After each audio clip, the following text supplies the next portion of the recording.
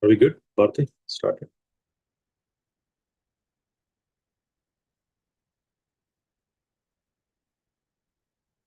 Bharti, are we good to start?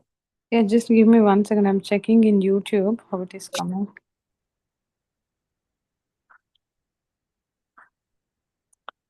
Are you on the speaker view? Yeah, I'm on speaker. I put the speaker view. Okay. Can you turn off the video on the other one? Okay. Yeah, It's once good. yeah, I think it's still not at there, but yeah, once you turn off, we should be good. Okay. Okay. All right. So thank you, masters. Apologies for a little bit of technical know-hows. I think we have to figure out better way to make the weekly Zoom sessions, right? So we are recording some of these things. So just want to make sure that the quality and everything is coming together for the listeners who are doing it after the fact. So with that, last week we spoke about Patanjali's 8 limbs process: yama, niyama, asana, pranayama, pratyahara, dharana, dhyana, and samadhi. So today we will delve a little deeper into that aspect of what Patanjali spoke about and how Patriji kind of interpreted it and then gave a course correction for us as part of the Pyramid Spiritual Society movement. And then we will go a little deeper into Samadhi aspect of it. So we haven't spent much time on Samadhi last week, so we'll talk about Samadhi. Also, I'll define the type of Samadhis from a Vedantic scriptures perspective versus Buddhism, the way we look at Sunya, Parisunya. And also we'll talk about briefly on Yoga Sutras perspective, Patanjali Yoga Sutras, how this process works, what happens in the state of Samadhi. Again, nobody's there to explain the actual happening at the time of Samadhi, because that you can only experience it. That cannot be talked. If you talk about it, that is not it, the experience. But you can characterize it as to how that experience comes and what do you need to do and what do you constitute yourself in your own sadhana, that okay, I am getting into Samadhi, I am in between Samadhi, I am actually at Samadhi. Right? So we'll talk about some of that. First, let's define the Patriji's look of it, right? We spoke very briefly last week. The idea was yama, niyama, asana, pranayama, everything, if you start to bring it together, then eventually the 7th limb, which is a dhyana, and then at that point it is only happening, and then eventually that dhyana will become samadhi, like lead into samadhi.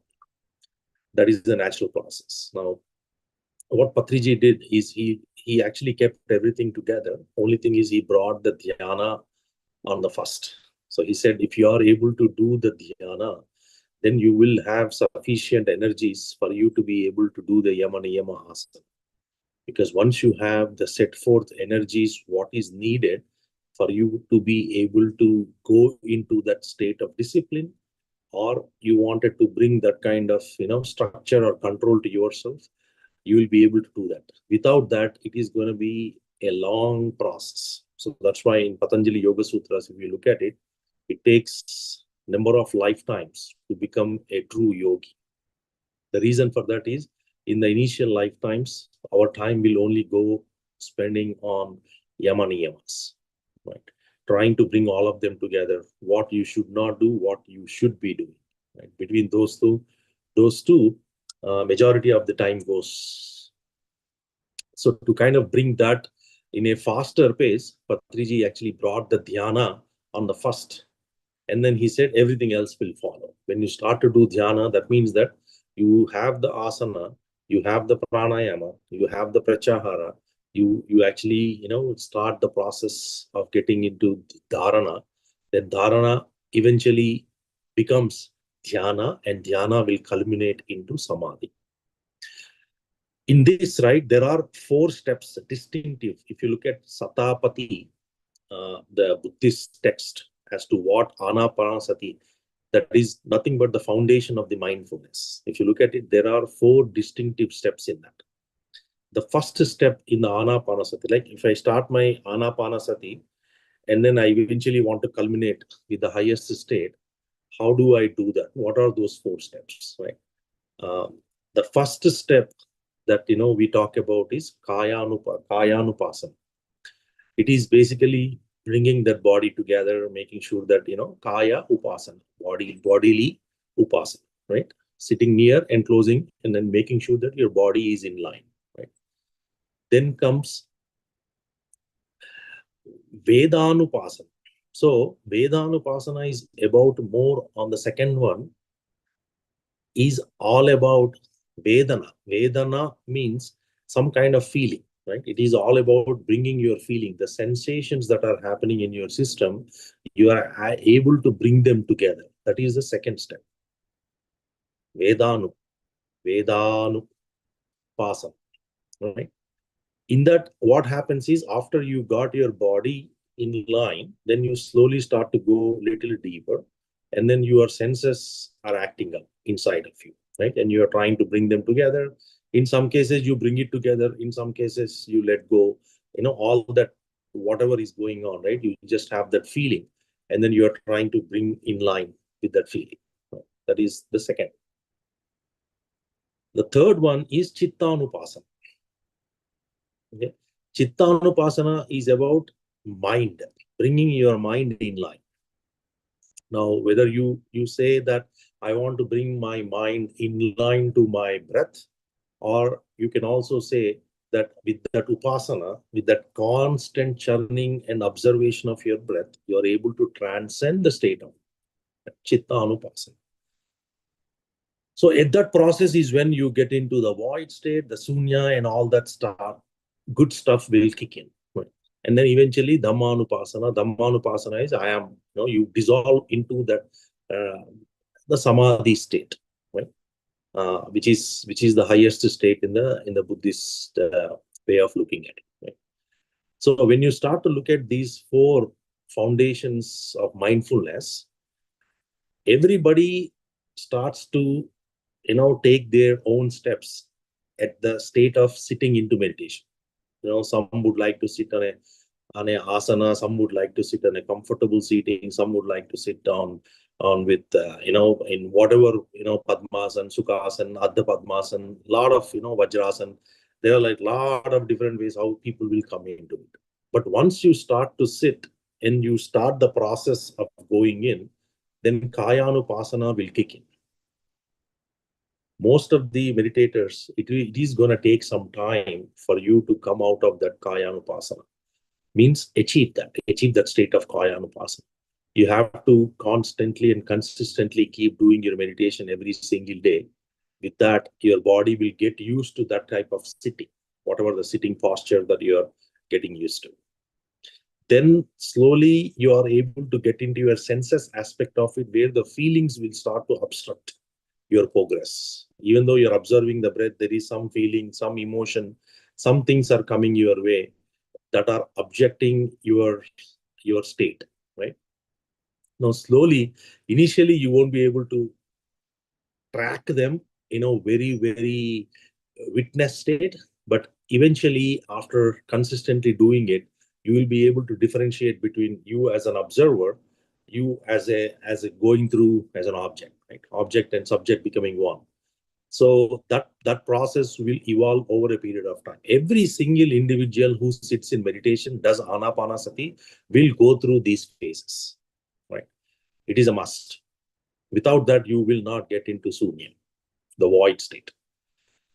Now, at this state, what happens is you are able to really bring your feelings in line. You are slowly getting into more observing mode, and you are slowly started the process. The sinking process have kicked in. Now you are at a point where you are able to start to observe your breath little more than what you are used to in the Kayānupassanā. Then now slowly you get to a point where you are starting to observe your mind, right? What is my state of mind? thoughts, what type of thoughts you're coming in. In the meditation, you don't spend too much time on analysis paralysis, but outside the meditation, you think about it, what type of thoughts you are getting and how you are tracking and all that. Slowly, with the Cittānupassanā, you actually practice the flip off from breath to thoughts, from breath to thoughts. The flip off will happen for some time. And eventually you're at a point where you have crossed the state of mind. You have culminated yourself with that state, and then you are in the final state of Dhammānupassanā. That is when you are in the conscious state, the pure awareness, in whatever form, Samadhi, we call that, right? All of that is possible. Now, if you relate the Patanjali Yoga Sutras and the concept of Buddhism in the Satipatthana, it is a similar kind of a process. As you start to go in, the names are little different, because in the Buddhism, we talk about Sunya as an aspect where everything has started from nothing, and everything, from that nothing came everything, and then eventually that everything will become nothing. That is Buddhism. Right? In the Vedic, you talk about Brahman, the self, you are everything and everything is you, right? The concept little differs, but ultimately the state is same. Whether you call Sunya or you call Brahman, both are same. In the Vedic side, you talk about everything. In the Buddhist side, we talk about nothing, right? Both are same states of two sides to a coin. So if you can look at it. So in this state is when that Dhammānupassanā is happening. In that process is where you go through these Sunya, Parisunya, and Mahaparisunya. It is very important that we understand the distinctive nature of what happens in Sunya and how do you get there. Getting there are a lot of different techniques. Some leverage pranayama as an option. Some use some kind of techniques, reversing the number technique. There are a lot of, reversing the alphabet technique. There are a lot of things that you can do to try to go into that state of void. Instead of you being with the thoughts, you can occupy yourself with something else where you are keeping your mind active for some time, at which point the mind is automatically dissolved and you go into the void state. Okay. Whatever may be the technique that you use, and then in most cases, we don't use any technique. We just follow the breath, keep following the breath. Remember to come back to breath, and eventually your thoughts will die out, and then you go into that. Right? Now, this is where the distinctive different techniques come in play. Right? Patriji's technique, which, Buddha's technique, was you observe the breath, then you dissolve your thoughts, and thought to thought, there is a gap that gets created, right? And then the energy, the cosmic energy starts to enter, and it will process your system. Then eventually you go into that state of Samadhi, or the state of enlightenment. On the same things, when I get into Sunya, what is happening? A lot of us think that, okay, when I go into the Sunya, now I am in a, I have achieved something, right? But in fact, in the meditation, in the Anapanasati, or even in the greater text of yoga, Sunya is the start of the process. It's not the end of the process. It's just the entry. You have just entered the gates of heaven, right? The heaven within you, right? Whatever the bliss that you're talking, right? You have just entered. That is Sunya. Now, what happens if I'm not able to get to Sunya? Then you are only preparing yourself to get there, right? There is always a misconception when you talk about Samadhi versus the experiences, right? I am getting a lot of these experiences in my meditation, and someone is going in Samadhi. What is the higher state, right? Always remember that experiences are good. Experiences are not the measures. Experiences are not to be taken into consideration, as the real sadhaka will have to go into that oneness. So so meditation is not for experiences, number one. Meditation is not, if I am getting like ABC experience, am I a senior master? Am I a senior meditator? Am I a depth? I went into depth. You cannot measure that way, right? And meditation experiences are not your goals. in the meditation, experiences are not your goals. I'm seeing a vision. I'm having an astral travel. I'm having a third eye vision. I'm having this clairvoyances. Are these the measures? Are these the goals? No, that is not the meditation. Meditation is for you to know who you are and be in that state of being. That's the purpose of meditation. So we all fall for the trap. Again, nature has its own way to play things for us. Your mind will play different techniques and tricks to make sure that you are not going beyond the state of mind. So that's the reason only when you have that consistent and key knowledge to understand why I need to go to void, it is going to be a little bit of a back and forth. Right? You may probably get a vision and you are stuck with that vision for next X number of meditative sessions. Right? Because you're enjoying that vision and you want that vision again and again, and you feel that vision is giving you energies, which may very well be so, but that is not the ultimate reason. That is not your goal. That is not the measure, and that is not the ultimate thing. So that's why when you compare with samadhi and experiences, when you compare with sunya or with experiences, it is always that sunya is our ultimate state. You have to get to sunya, figure out a way to get to sunya. Now, what happens in Sunya is where all your thoughts are dissolved and you have no mind, right? No thought, zero thought state, no thought state, meditative state, nirvana state. All these states, whatever we call about, is the real Sunya. At that point, there is absolutely nothing going on. Your breath is, you have the feeling of the breath, very light. It is dissolved almost. You don't have the physical feeling of it. You have moved into the deeper bodies, and you are in the state of that union, right? You are in that state. Now, everybody looks at it and says, oh, okay, now I have achieved this, so I have in the Sunya. So this is ultimate thing, No. When you go into that Sunya aspect of it, the moment you feel the joy, you feel the enjoyment, then you're out. Right? That's why there are differences even in the Sunya. So once you hit that Sunya aspect of it at the stage where you are saying that, okay, I am actually in the breathless state, right? You probably will feel it. And then at that time you get that kind of,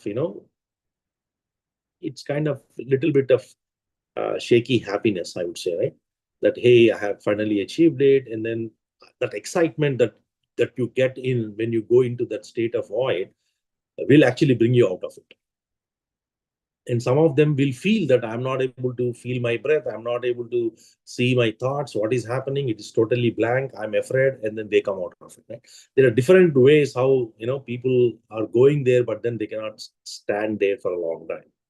That is Sunya. What is the difference? What happens to the next state of Sunya? Right? The next state of Sunya is in the Sunya, you are actually still, your mind is just, you're out of it. Your intelligence, intuition is still acting up. You are still, identification of I is still there, right? You have not dissolved the I, not become that state. Now, what happens is now you get into the next state where you are able to get the feeling out. It's like, the Parisunya is the next phase of the Sunya, where if you go little deeper into your state, then you start to observe that. What happens in that state? It's like, me putting a water drop in an ocean. The water drop is no longer there, right? The I is trying to dissolve in the I am. The I consciousness is trying to dissolve in the I am consciousness. That process, that shift is where the Parisunya is where it comes in play. It is a beautiful experience. As you go little deeper, you actually start to feel energies. You start to feel some processes are happening within your system. You probably will start to see a lot of things, right? That are beyond the state of mind, but that are very heart-centric. All the processes that happen in the deeper level, casual, supra-casual level, everything happens at Parisunya state. Then comes your Mahaparisunya, which is the ultimate thing, where you are able to dissolve yourself into that infinite being, right? Now, how do you compare that? you don't compare it. It's like space, right? That third state is called space. You as identity of XYZ is no longer there. The I has actually culminated into I am, right? I consciousness now merged with I am consciousness. That is the Mahaparisunya. Now, in that state, you can be there for a long time, right?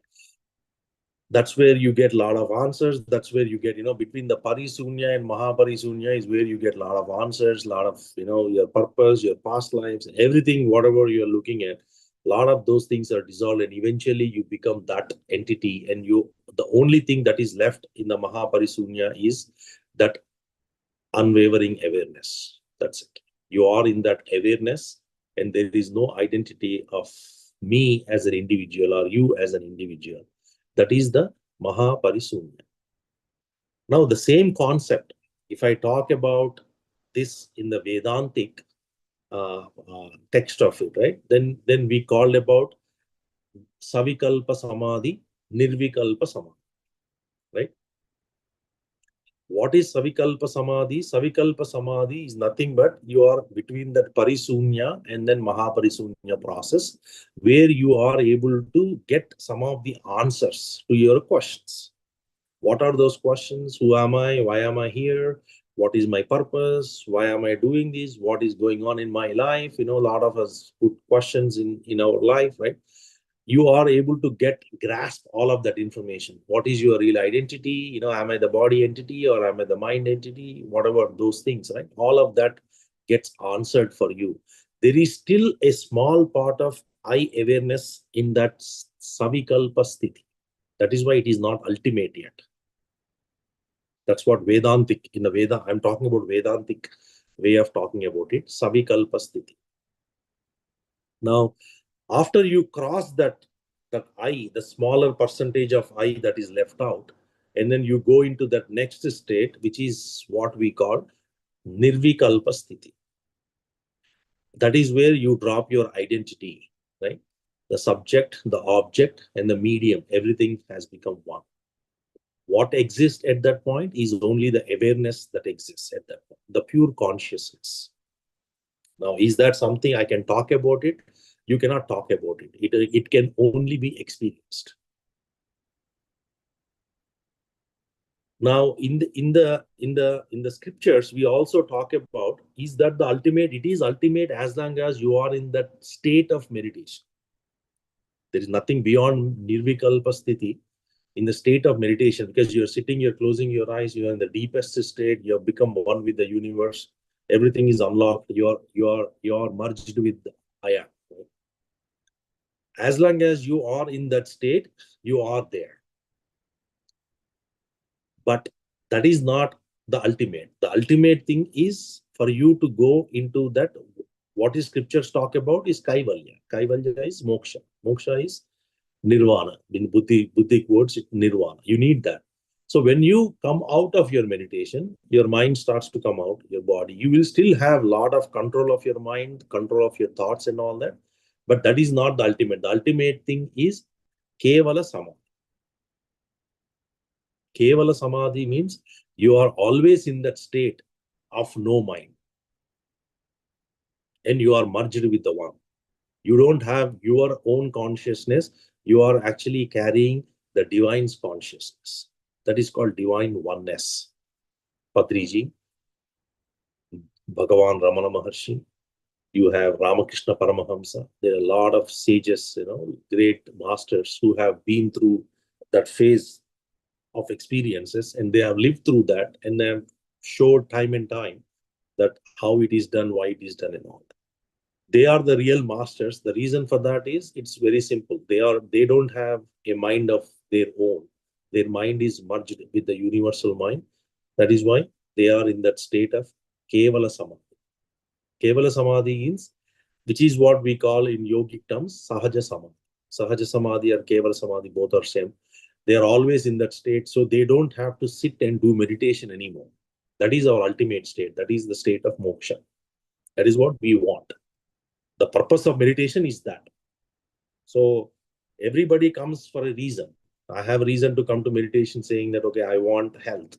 Is that health the reason for me to be there? At that given point, it may be the health, but that is not the ultimate reason why you have to meditate. Meditation is for you to go into that unknown territory. That unknown has to be known to you, and you have to be in that state all the time. And that's what we call enlightenment, right? State of enlightenment. Now, if I put this perspective of now Vedantic perspective, we spoke about it. We spoke about the Buddhist type of perspective where you're talking about Sunya, Parisunya, and Mahaparisunya. Now let's look at the yogic perspective. Sampragnata, asampragnata. Right. Sampragnata means Savikalpa sthiti. It is called Parisunya. Between the Parisunya, what is the state that you are enjoying? Sampragnata means where you are able to get to a particular thing. In the yoga, especially in the Yoga Sutras, Patanjali talks about 4 different states, types of it, right? Vitarka, Vichara, Ananda, Samhita. Right. The 4th one is yeah. So what they talk about is ideally, if I am taking an object, right, Vitarka. If I am taking something different, light kind of thing, or I am looking at my own thought, then it's a vichara, right? Sampragnata has got 4 different ways how you can get there, right? Then Ananda, the bliss aspect of it, I am observing, right? And then the final one, right? The way you need to get into that Savikalpa, the Sampragnata process, that is not again ultimate. That's what Patanjali talks about. In this process, you are contemplating on certain thing, you are actually observing or looking at an object, right? The subject object is different, or you are in that bliss state that you are actually enjoying that, uh, and then the last one, right? So what is happening there is that is not the ultimate one. The point is, Sampragnata is not the ultimate one. Asampragnata, where you are culminating with the consciousness, that's the ultimate one. There is a very slight difference and distinction in terms of how Patanjali talks about it, right? He says, again, in the yogic concept, that is not the real thing. Even in Asampragnata process of it, you are going into that I am state and you're sitting, like the Vedanta talks about it. He also, mentions in the Yoga Sutras that after you get into that final state in the meditation, you still have to go into that state of Kevala Samadhi, which is outside of meditation. You still have to have that yogic state of being, all the time, and you should be able to continue to live through that. That is when you get the moksha. So it is very interesting that how every, sect of it, right? There is a little bit distinction in terms of how they talk about it. But ultimately, if you look at it, without that samadhi experience, our meditation is not fruitful. Right? That's the message, right? If you look at it, whether it is Yoga Sutra or Vedanta or Buddhist on a Buddha side, even in Anapanasati, Dhammānupassanam, you have to have that experience. Without that experience, you cannot call that I am truly enjoying my state of being. Right? And that is where the pyramids come in play. That is where everything is working for your own cause. Right? For me to go to Samadhi, I have to use pyramid. What happens in pyramid is I'm getting more energies. That way I'm able to get into that Sunya, the state of Sunya, in a much faster pace. But what is happening, I'm using that as a gateway and taking more experiences. Even though experience is not my goal, I'm getting struck with experiences. And that is the play of the, whether you call it Prakriti or nature or mind or whatever you call it. It is the circle of your BMI that is making sure that you're not going into that ultimate state. Now, there was a question someone was asking, how long will I go through this experience? So long you believe those experiences are real. That's the simplest answer, right? How long? I'm going to go through this experience. So long you believe in those experiences, you will continue to have those experiences. Are those experiences real? They are not real. When you will know, when you are awakened, you will know. What do you mean by awaken? Going beyond state of mind.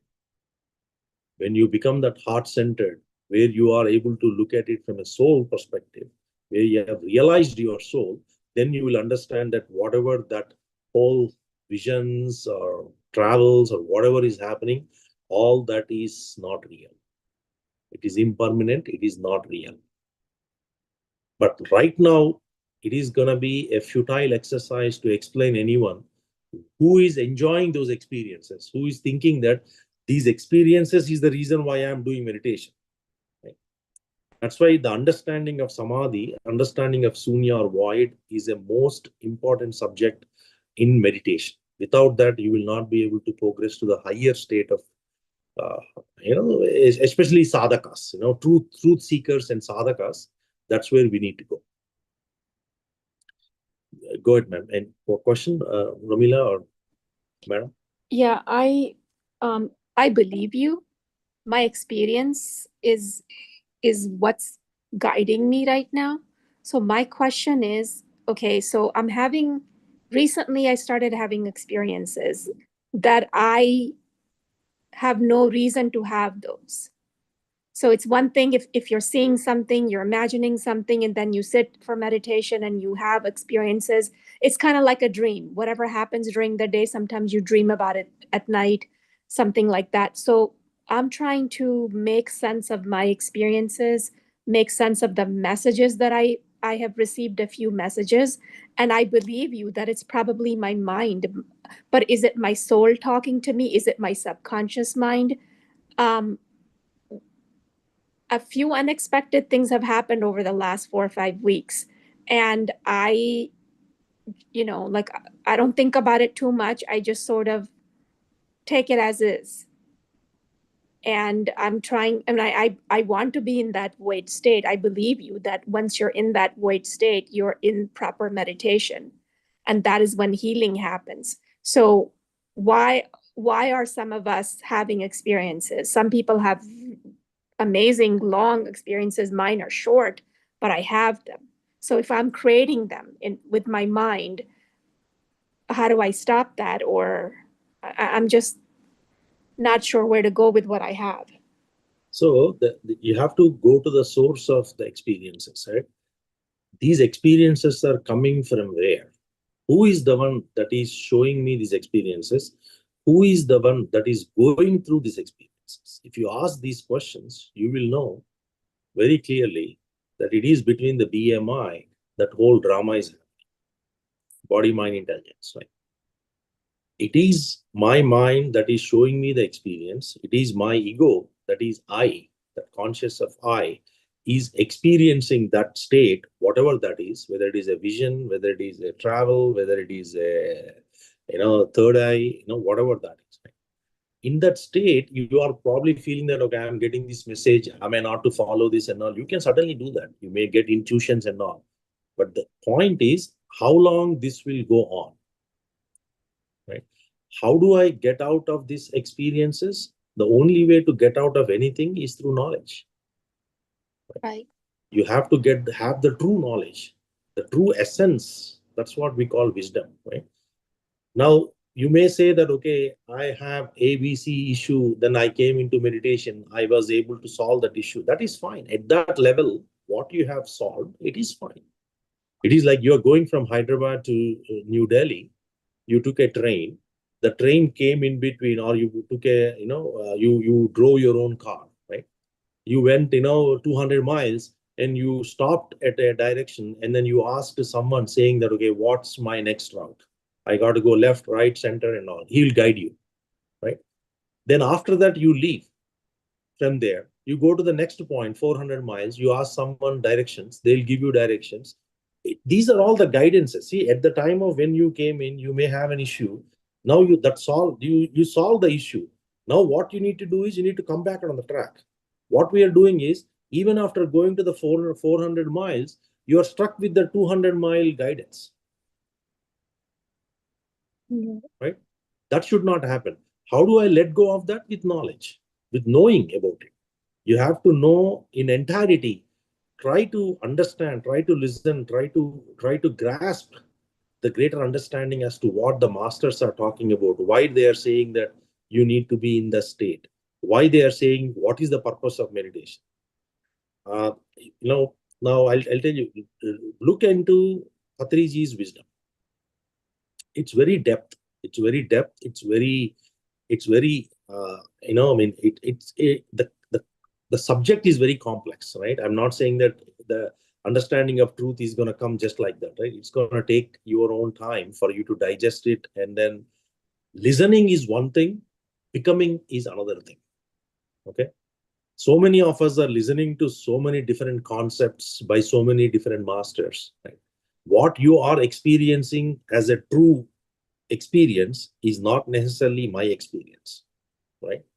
But what we experience as a true being, every single individual has the same experience. That cannot be different because truth is only one. So when you start to experience some of these things, right, you should ask these questions to yourself. Who is the one experiencing in the meditation? What is the ultimate state? The subject, object, and the medium becoming one. Then who is the one observing it? Who is the one going through it? Who is the one enjoying it? If you ask these questions, you will know, oh, that is not ultimate. If your experience is true, it will not come and go. It will stay. Because truth never goes. Truth always is. Truth is eternal. When the truth is eternal, when I experience that eternal, I am always in that state of eternal. There is no going and coming. You are in that state. That's it, period. If I'm not having it, I'm coming. When I close my eyes, I'm seeing something. When I open my eyes, I don't see that. Then that is part of Prakriti. That is Maya. Illusion, right? Only knowledge can pull you out of that. Nothing else. Okay.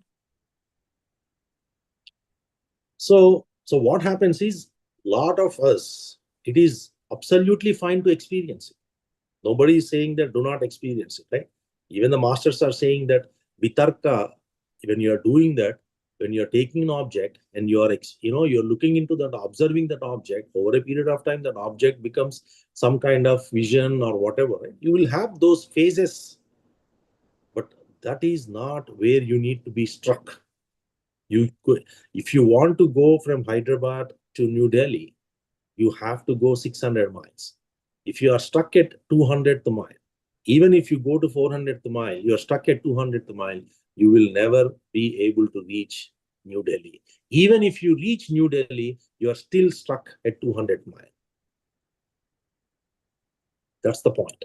So there are guidances that you get when you are going into that ultimate state. Those guidances are like people showing you the directions. At the 200 milestone, somebody showed you a direction. You said, okay, I got this guidance from so-and-so master.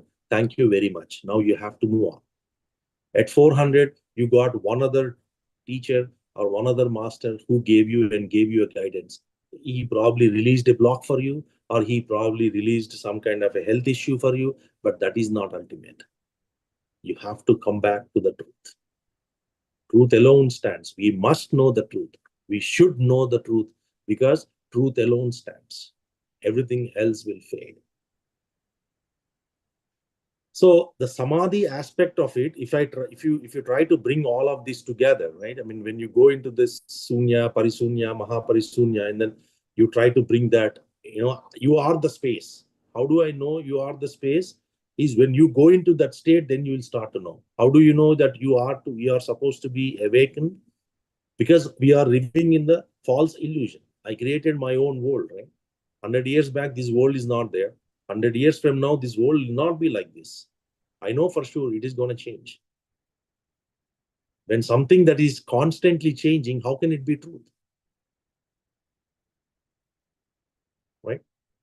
So if I try to bring some of that's why this knowledge is important for us to understand what the masters are saying. Forget about the interpretations of what others are saying about the masters. How the true enlightened master, he's talking about this subject at length and breadth and depth. If we are able to grasp, then we will understand. Now, how do I bring that perspective? By reading, listening. And the answer to that question is, you may listen to 1,000 different subjects, but if you are able to practice one subject, that is more than equal to, much more than your 1,000 subjects knowing. Knowing and being are two different things. We may talk about, even today, if you are sitting it, without the experience of the void, right? Some of us can talk about it because there is a theoretical text about it, how void works, why you should go to void, what is the purpose, what happens in void, and all that, right? You can grasp the information and then you can talk about it. But without your own experience, it will never become a wisdom for you. That's the reason, always bring that knowledge and experience together. The practice has to be there for the knowledge. Otherwise, that knowledge is waste. Good question, man. Good question. Thank you. Any other questions? This is a very deep subject. I just picked it up to have the continuation with the yogas, and then culminate that whole conversation. So that's why I brought it up today. Anyone else? Any other questions?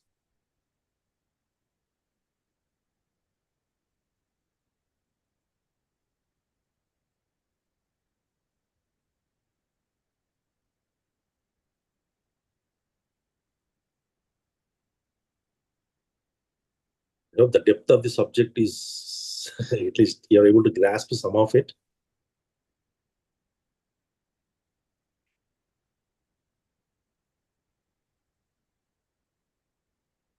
So with that, right? So sampragnata, asampragnata, when you bring that yogic process into play, that kaivalya, the last state of kaivalya is nothing but moksha. That is the ultimate state that we all have to be.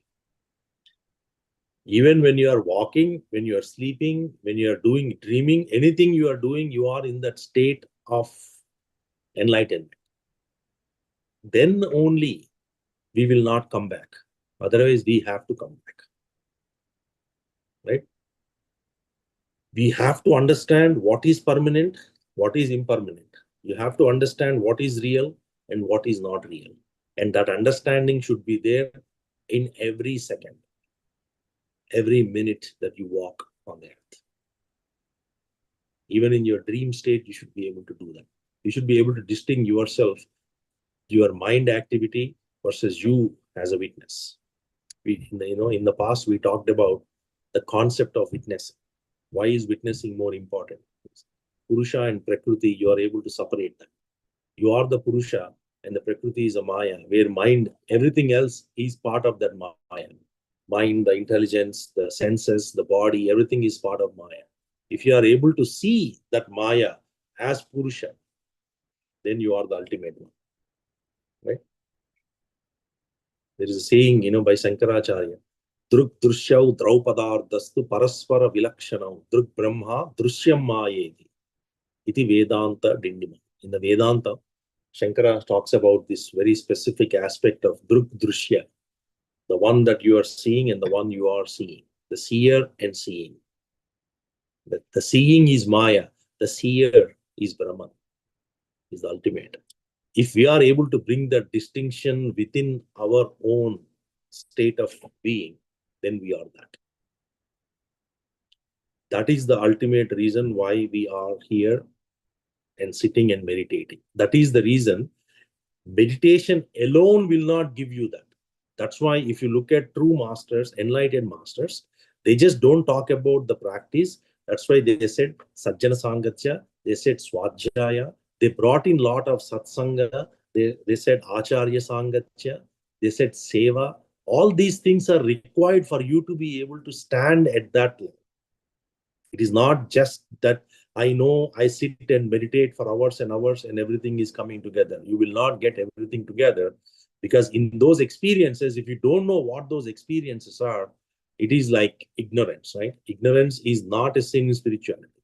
It may be so outside, but when you want to be spiritual, you need to know, right? Ultimately, the life, what we are leading, there is no material life. The material life has to become the spiritual life. Everything is spiritual. That's the ultimate state. So that's why we all have to work towards it. We all have to practice it every single day. Read some good masters. There are a lot of masters who have given wisdoms in different techniques or different ways of being in that state. So try to work through that. And that's the ultimate state that we want to be in. All right. So I'll stop here. Any questions?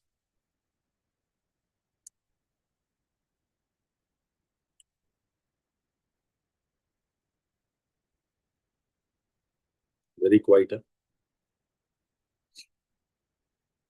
So you have to go back and read through some of the literature on this, right? It is not easy to grasp these things when you're trying to put it in a in a 45 minutes or a 1 hour session. These are like, each one will take you a couple of days just to understand what it is, and then go deeper. It just, and then you bring your practice to it. It takes months and months of exercise for you to get there. So start bringing some of these things together. Don't fall for things that are not in line. Always ask the question. This is where Patriji says, right? Always look whether what you are getting has any truth in it. Right? Even Bhagavan says, you have to know the truth. For you to know the truth, you have to spend time for it. You have to give time every single day. Give your time for the truth. Then you will be at a point where you can distinguish what is truth and what is not. And when you are able to do so, then you know where you want to set your priorities.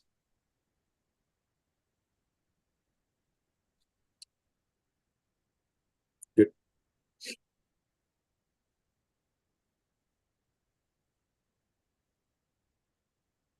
No questions? Then we'll call it night. We'll see you all next week with yet another interesting topic on truth, and then we'll talk about it. In the meantime, do let me know if you have any questions, during the weekdays as well. Text me or, call me one-on-one. We can talk about it. All right. Thank you. Sir. Thank you. Thank you. Have a wonderful evening. Enjoy tomorrow. Yes. Tomorrow, for those of you who are coming, please do join us. It's a early morning, we're going to have a wonderful earth therapy, grounding therapy or ecotherapy. We're going to have meditation, and then we'll have a wonderful nature walk, hugging the trees or breathing with the trees for some time, and then we'll come back.